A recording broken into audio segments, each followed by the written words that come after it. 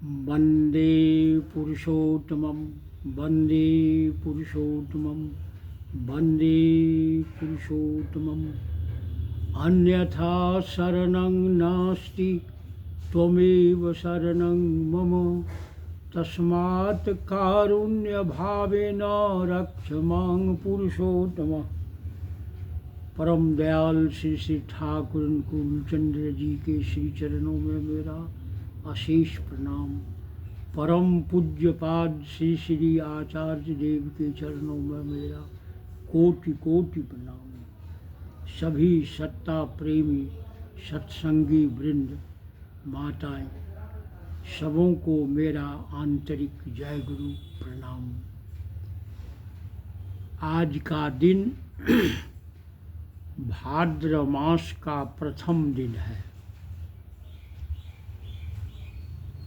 सावन मास में खासकर हमारी माताएं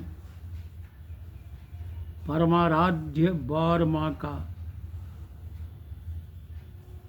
श्रावण मास जन्म मास को बड़े ही उल्लास से हर्ष से मनाए। कभी कभी सत्संग में साप्ताहिक सत्संग में जाने का मौका मिला, जहाँ माताएं भी थीं और बहुत ही सुंदर विचार को रखने का प्रयास की। सभी धन्य हैं बर्मा के उस हाव भाव कर्म से जिस तरह लोगों को जाजित किए हैं, वैसा ही अपने चरित्र के माध्यम से प्रत्येक परिवार में दिखाने की चेष्टा करें। परम दयाल सबों को हृदय से बल देंगे। आज भाद्र मास का प्रथम दिन है। परम दयाल श्री श्री ठाकुर कुलचंद्र जी का जन्म मास हम सभी जानते हैं। जो भाद्र शुक्ल नवमी, जिसे ताल नवमी कहा जाता है, बंगाल में एक विशेष पर्व होता है ताल नवमी। तार के गाछ से जो फल है उसका रस निकाल करके उसकी मिठाइयाँ बड़ी इत्यादि बनते हैं और उल्लास से मनाया जाता है। हम लोग भी परम दयाल की दया से उसे जाने और प्रायः करते हैं। वह तो 20 तारीख को होगा, 20 सितंबर को, और आज मास प्रारंभ हुआ। 16 सितंबर को वो हमारा 30 भाद्र होगा। 16 सितंबर को भाद्र मास का ठाकुर जी का जन्म दिवस और तिथि होगा 20 सितंबर को। इस उपलक्ष्य में मेरे मन में एक भाव आया। जो परम दयाल श्री श्री ठाकुर कुलचंद्र जी आयुर्वेदीय औषधियों के विषय में मनुष्य को सचेष्ट होने कहे। ठाकुर तो चाहते थे कि खाद्य पदार्थ आहार ही तुम्हारे औषधि बन जाएं, और ऐसा करने वाले दीर्घायु होते हैं। उसके पीछे तो नाम महौषधि है ही, सदाचार पथ है ही। औषधि खाए और पथ रहे, ताकर वेदन जाए। औषधि मतलब सतनाम निज औषधि। उसके समान सभी औषधि हम करी, नई नाम संको। पथ मतलब सदाचार। आहार विहार तो मुख्य है ही, लेकिन सदाचार उससे भी ऊपर है। कि कभी हम सदाचारी न रहेंगे तो आहार विहार भी हमारा सही नहीं रहेगा। तो आज इसी भाद्र मास के प्रथम दिन में मैं कुछ बातों से अवगत कराना चाहता हूँ।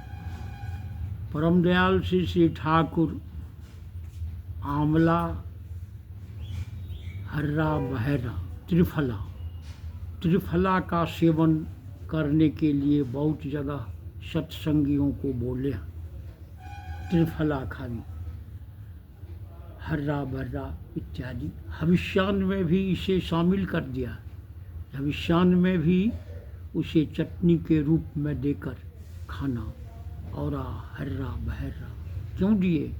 क्योंकि यह औषधि नहीं, यह मातृ धात्री समान पोषक तत्व है। और इस त्रिफला के संबंध में हम सभी जानते हैं। त्रिफला नाम इसलिए पड़ा, जो शरीर में 3 प्रकार के से व्याधियां उत्पन्न होती। कफ पित्त वायु के प्रकोप से, कफ पित्त वायु के उत्तेजित होने पर, मात्रा से अधिक होने पर वह रोग का कारण बनता है। व्याधि का अर्थ ही है मैल एडजस्टमेंट, व्याघात होना समचलन में, कफ पित्त वायु में। और त्रिफला इस तीनों के लिए उसका शमन करने वाला, निरोग करने वाला तत्व अपने अंदर छिपाए हुआ है। इसलिए हर्रे, आंवला, बहेरा, ये त्रिफला के नाम से सब जानते हैं। खासकर आयुर्वेदीय अभिरुचि वाले व्यक्ति तो जानते हैं। इन त्रिफला के अंदर ऋषियों ने 3 फल का नाम दिया और इसे सभी लोग सहमत हैं। पहला है हर्रा, हर्रे, दूसरा है आंवला और तीसरा है बहेरा। यह ऋषि के बाद उनकी भावधारा को लेके चलने वाले सभी व्यक्ति आयुर्वेद में विश्वास करने लगे। ठाकुर जी सामान्य कर दी आंवला, हर्रा, बहेरा खाने की। और यह बहुत ही सर्वोत्तम कहिए औषधि है, रक्षक भी है और निरोग करने की भी क्षमता रखता है। आज मैं इन तीनों में से सर्वप्रथम हरर के संबंध में जाने। ऐसी धारणा है, शास्त्रों में ऐसा जिक्र है कि एक समय वो अमृत पान करते समय, देवताओं के राजा इंद्र अमृत पान करते समय एक बूंद पृथ्वी पर आ गिरा। उन्हीं के द्वारा पान करते समय, इंद्र के अमृत पान करते समय एक बूंद पृथ्वी पर गिर गया। यही शास्त्र की धारणा, ऋषियों का भी संकेत है। इसे विभिन्न नामों से संबोधित किया गया क्योंकि एक बूंद गिरने से वह पृथ्वी के साथ टकराने से 7 सूक्ष्म कणा में विभक्त हो गया। एक बूंद अमृत 7 खंड में विभाजित हो गया और उसी का नाम हर्रा पड़ा है, हर्रे पड़ा है। इसे मौलिक रूप में हरर, हर्रे, हरिटकी इत्यादि के नाम से संबोधित किया जाता है। ऋषियों ने इसे मातृफल भी कहा है। अंग्रेजी में इसे मैरोबेलन कहा है। आयुर्वेद में हरितकी, अभया, पथ्या, कायस्था, पुतना, अमृता, हैवती, अव्यथा, चेतकी, श्रेयसी, शिवा, वयस्था, विजया, जीवंती तथा रोहिणी, इन सभी नामों से संबोधित किया गया है और इसे मातृफल की संज्ञा दी गई है। हर्रे, हरर एक काला, खूब ठोस और वह कसेला अधिक है क्योंकि उसमें क्षारीय गुण है। अन्य गुण के अलावा मैं आज सूक्ष्म रूप में कुछ रखना चाहूँगा। इसे मैं सेवन करता हूँ खासकर सावन के महीने में, क्योंकि ऐसा कहा गया है कि सावन हर्रा, सावन में हर्रा खाओ, भादो चीत, सावन हर्रा भादो चीत।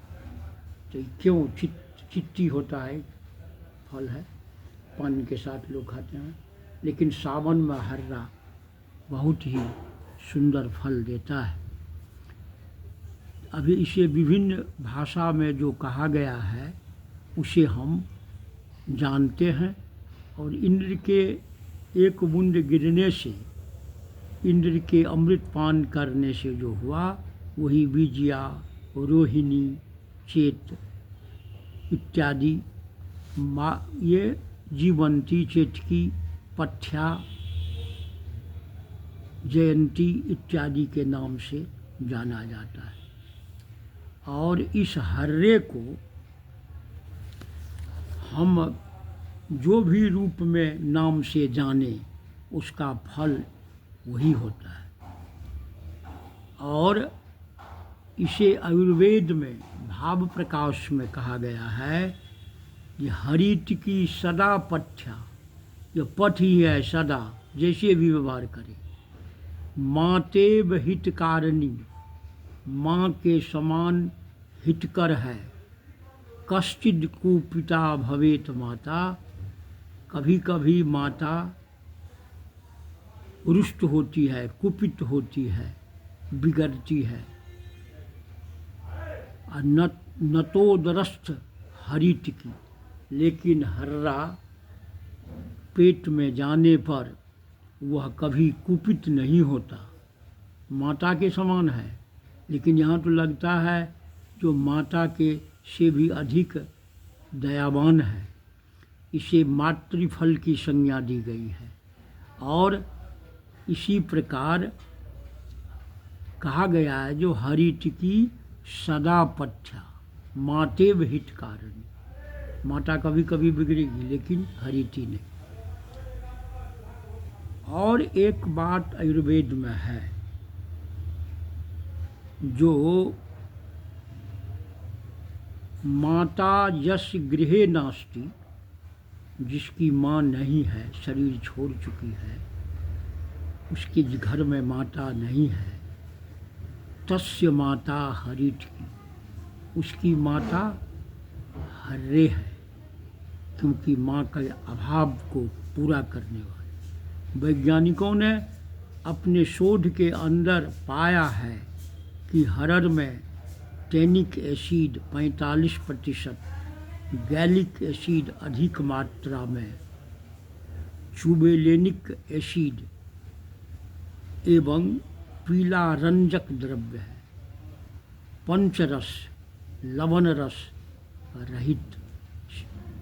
यह लवण रस नमकीन नहीं, पंचरस जो वो नहीं, लेकिन ये सभी एसिडीय क्षारीय गुण से भरा हुआ है।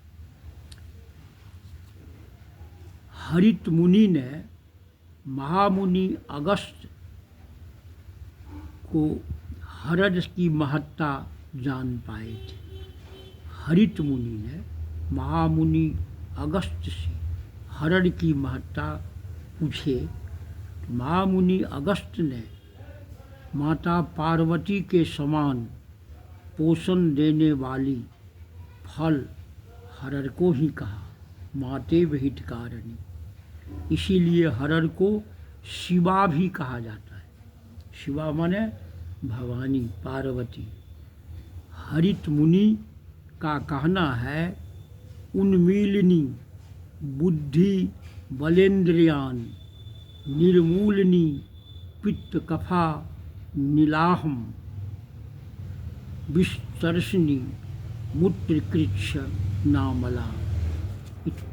यानी हरित की स्यात सहभोजनेन, अर्थात हरड़ भूंजकर काला नमक एवं सैंधव लवण लगाकर भोजन के साथ लेने पर बल, बुद्धि, इंद्रिय क्षमता में वृद्धि होती है।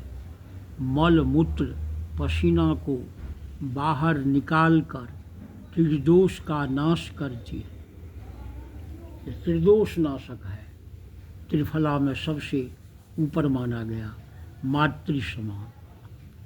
देहात में कहावत सुनते थे, ये जो फल हरि गुण गाए सो फल हर्रे खाए। भगवान के नाम तो सर्वोत्तम है, बीज मंत्र पुरुषोत्तम प्रदत्त, और वैसा ही फल हर्रा से मिलता है। इसके रासायनिक गुण को पाने के लिए इसे स्वयं सिद्ध रसायन कहा गया है। स्वयं सिद्ध रसायन, जितना हम अनुपान और सह अनुपान ससंग दे करके उसे रसायन तैयार करते हैं, वह सबसे ऊपर है हर्रा, स्वयं सिद्ध रसायन, जिस रूप में आप ग्रहण करिए। लेकिन इसे और कारगर बनाने हेतु निम्नलिखित रूप में सेवन करिए। विशुद्ध निरोग गौमूत्र, यानी गर्भवती गाय को छोड़कर, बाछी हो तो उत्तम, को मिट्टी के बर्तन में लेकर छोटी हरर, भेद प्रकार से बड़ा छोटा, लेकिन सब एक समान है, लेकिन छोटा मिलने पर हरर को 24 घंटे तक गौमूत्र में उसे फूलने दिया जाए। गौमूत्र में डाल के छोड़िए 24 घंटा। उसके बाद हरर निकाल कर धूप छाया में, धूप नहीं छाया में उसे सुखाकर थोड़ा लगा, पूर्ण रूपेण सुखा लीजिए। गौमूत्र के साथ इसे मंद भाप पर गौघृत मलन अब मिलाइए। गौमूत्र में फुला के सुखाइए। सूखने पर थोड़ा हल्का गौघृत देकर सैंधव लवण के साथ इसे सेक करिए। वह थोड़ा हल्का होगा खाने में। और नित्य भोजन के बाद रात्रि और दिन में इसे ग्रहण करिए। मैं यह करता हूँ और इसीलिए कह रहा हूँ कि यह जीवन का एक महाअस्त्र है त्रिदोष नाश के लिए। आयुर्वेदाचार्यों ने ऋतु एवं रोग के अनुसार हरर सेवन की विधि बतलाए हैं, जो मैं अभी आप सबों के सामने में रखना चाहूँगा। ऋतु के अनुसार हरर चूर्ण का अनुपान के साथ सेवनीय है। ग्रीष्म ऋतु में समान मात्रा में गुड़ के साथ, यानी गर्मी ऋतु समान 1 ग्राम हरर तो 1 ग्राम गुड़ समान मात्रा खाइए। वर्षा ऋतु में सैंधव लवण के साथ, जैसे सावन है अभी, तो सैंधव लवण के साथ उसे वर्षा के बाद शरद आएगा। शरद ऋतु में आंवला चूर्ण और हरर चूर्ण, ये दोनों को समान मात्रा में मिला करके मात्रा अनुसार उसका सेवन करिए। शरद के बाद जब हेमंत ऋतु आएगा तो सौंठ के साथ 1/2 भाग दोनों को मिला करके उसका सेवन करें। सौंठ मतलब आदि को सुखा करके जो चूर्ण बनता है उसे सौंठ कहा जाता है। शिशिर ऋतु में पीपल लंबा जैसा होता है काला, पीपल के साथ समान मात्रा, दोनों का समान मात्रा मिला करके, और फिर वसंत ऋतु में शहद के साथ इसका सेवन करना। चूर्ण को शहद में मिला के उसे खाएं। यह ऋतु के अनुसार है। और दिन में 2 बार सुबह शाम सेवन करें। 1 बार भी सेवन करने से काम चल सकता है। 1 बार सेवन के लिए सुबह खाली पेट अच्छा है। मात्रा 5 ग्राम हरर चूर्ण सेवनीय है। 1 बार सेवन के लिए 5 ग्राम की मात्रा उसके अनुपान के साथ सेवन करना अच्छा है। फिर अनुपान के साथ हरर चूर्ण सेवन करने से व्याधियाँ नष्ट होती है। व्याधि का वो शमन होता है। इसके लिए अग्निमांद में जो भूख के कारण वह पैदा होता है, इसे मुंह में एक संपूर्ण हर्रा लीजिए, धीरे धीरे चबाइए, रस घोटिए। कब्ज में चूर्ण पानी के साथ लेना होगा।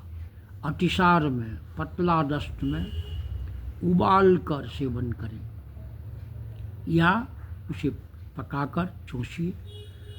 और त्रिदोष नाश के लिए घी में भूनकर काला नमक के साथ हर्रा को घी में भूनकर उस काला नमक मिलाइए, इससे त्रिदोष नाश होगा। बल बुद्धि के लिए भोजन के साथ उसे सेवन करने का विधान दिया गया है। पांडु रोग यानी पिल्हा, सिलिपद माने फिलपाँव, दाद, खाज एवं अन्य चर्म रोग में गौमूत्र के साथ चूर्ण सेवनीय। 5 ग्राम लीजिए, 2 घोंट गौमूत्र पी लीजिए। पसीना का अधिक आना एवं दुर्गंध करने पर उसे चमड़ा पर, शरीर पर जहाँ पसीना, उस थोड़ा सा चूर्ण देह में लगाइए। सर्व रोग प्रशमनक त्रिदोष नाशक कहा गया है। और हर्रे का विशेष गुण उपभोग करिए, उसे जानिए। कहा गया है हररस्य भवने जाता हरिता च स्वभावता हरते सर्वरोगांश्च तस्मात् प्रोक्ता हरित की। इसीलिए हरित माने जो सब रोग को हरण करे। हरते सर्वरोगांश्च तस्मात् प्रोक्ता हरित की, इसीलिए इसे हरित कहा गया, हर्रे कहा गया।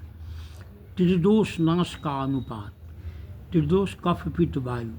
कफ में सैंधव लवण का योग है, पित्त में गुड़ के साथ योग है, वातज में घी के साथ योग है, और क्वाथ से कुल्ली करने पर मुंह के छाले खत्म हो जाते हैं। इसके हर्रा को ठकुच करके पानी में दीजिए, रात भर फूलिए, सवेरे सुसुम करके कुल्ला कीजिए। और ये आंवला हर्रा बहेरा के संबंध में जितना कहा जाए वह अधूरा ही रहेगा। से आयुर्वेदीय निर्देश त्रिफला के अंतर्गत हम बात करेंगे। अभी हर्रा के संबंध में, हर्रे के संबंध में हम जो कुछ भी जान पाए हैं उसे आप लोगों के सामने में प्रयास किया हूँ। इसे सेवनीय बहुत सारी चीज़, ये मैं अनुभूति की बात कह रहा हूँ, अनुभवजन्य है। कहा गया है ये लवनेन कफं हनति, आयुर्वेदाचार्य भाव प्रकाश का, ये लवण के साथ, लवलेन कफं हनति, अगर कफ है तो सैंधव लवण के साथ इसे सेवन कीजिए। पितंग हंति सौ शर्करा।